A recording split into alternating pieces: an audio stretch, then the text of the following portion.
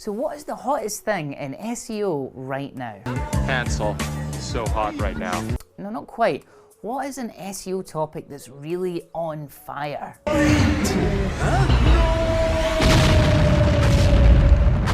Let me give you a clue. It's something that a themed WordPress site is very well known for. It's blue steel. What's that look like? Of course, I'm actually talking about the terrible site speed.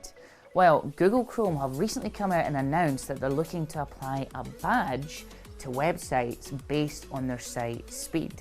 So, if your site is subpar, then you may start to see this little red bar when Chrome is loading your site. So, site speed is going to be a massive factor for SEO in 2020. So, if I was to apply the tinfoil hat for a second and dig into why Google is pushing this, it would be for three major reasons. So, a faster site means savings for Google. So, when they crawl and download your site and you can reduce that, then they can actually rip more and more information from your site at a much greater speed. Now, we've seen moves from Google to slowly replace the URL and have google.com as the main place for all web activity. And speed as a ranking factor makes a much better case for the use and inclusion of AMP. They want a better user experience for people so they get results faster and keep using the Google service. And the thing is, websites are an extension of Google and vice versa. If you're number one, you kind of get the brand value of Google to your site. Now, imagine if someone clicks on that site that's number one and it's a terrible experience. That bad experience reflects badly on Google. Search Engine Journal are reporting that there is currently a large algorithm update taking place and SEOs are like, No, God! No, God, please, no! And unlike the BERT update of a few weeks ago, this one looks like it's actually taken a couple of casualties.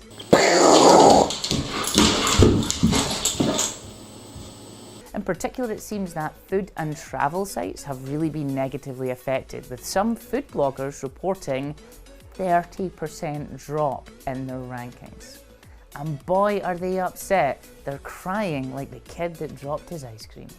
Ice cream, Miss Sprinkle.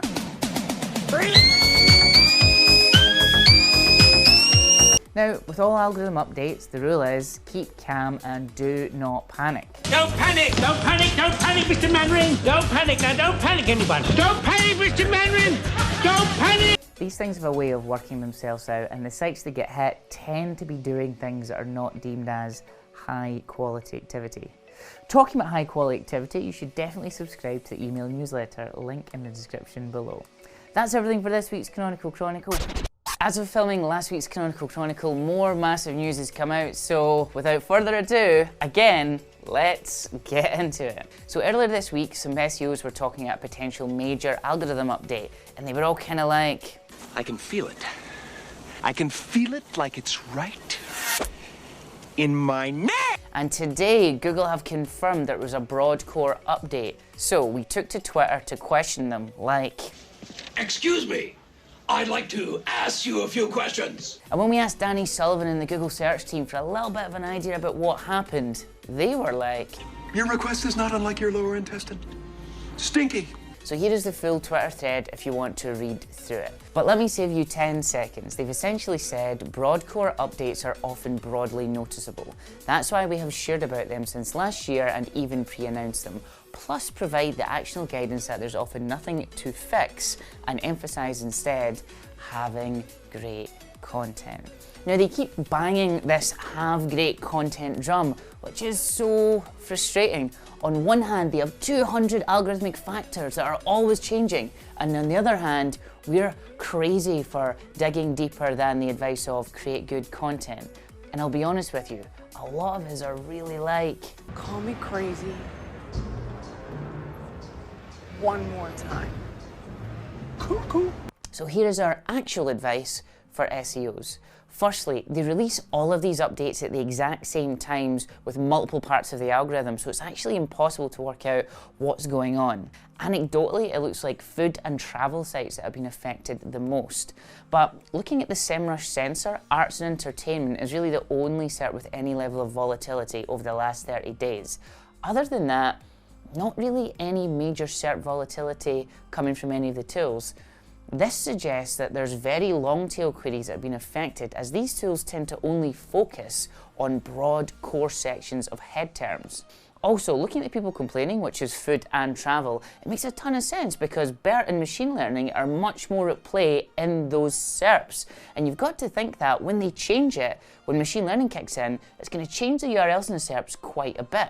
Other things that you need to look at is the anchor text distribution on these SERPs. Think of a recipe SERP and how you change a new link to it. The prevalence of exact match anchors is incredibly high because when you link to a recipe, you link to the name of the recipe, which is an exact match anchor.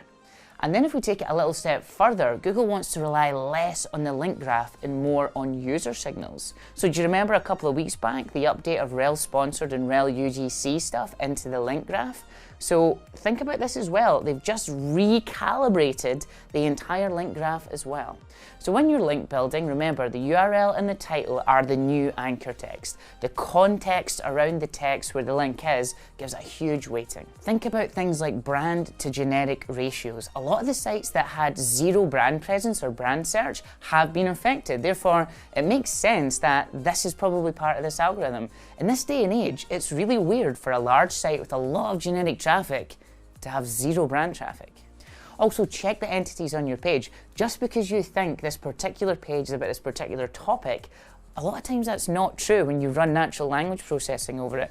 Use tools like Spacey, which is the Python NLP, or Google Cloud NLP to actually get the entities out and see what it's all about. So as well as a broad core update, we've also seen a large update for local listings in Google My Business. That's right, a local update for local people. Are you local? There's been some great work done on search engine land that details most of the casualties from this update are to do with proximity. So now searchers are getting businesses that are much closer to the location that they're physically searching from. Now, there has been corroboration by a bunch of local business SEOs, and they're anecdotally saying things like, you'd have to do something a lot more rigorous than some quick Excel work to work out a full picture, but it does seem that a number of results that were ranking from further away no longer are. Previous competitors ranking around 60 miles away from the search don't rank, and the ones that are now about 17 miles away do rank. So you might be thinking, well, how do you optimize for this? And the answer, you don't. So if anything, this looks to be a correction so that the user gets a result that's a little bit closer to where they are.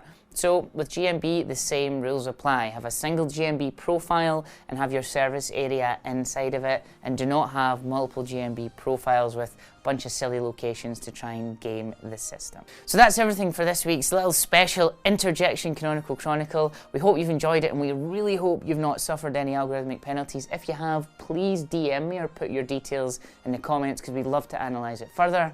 But until next time, as always, we will see you later.